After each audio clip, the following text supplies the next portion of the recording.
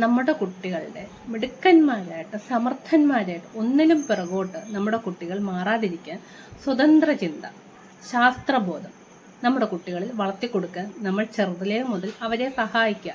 ചോദ്യങ്ങൾ ചോദിക്കാൻ അവരെ പഠിപ്പിക്കുക. ദിവസം ഓരോ ചോദ്യങ്ങൾ, ഓരോ സംശയങ്ങൾ അത് നമ്മൾ വളർത്തിക്കൊടുക്കുക. അവരുടെ പ്രായത്തിനനുസരിച്ചുള്ള ഓരോ ചോദ്യത്തിനും ഓരോ സംശയത്തിനും ശാസ്ത്രത്തിലൂടെ, സ്വതന്ത്ര ചിന്തയിലൂടെ നമുക്ക് അവർക്ക് പറഞ്ഞ് മനസ്സിലാക്കി കൊടുക്കാം.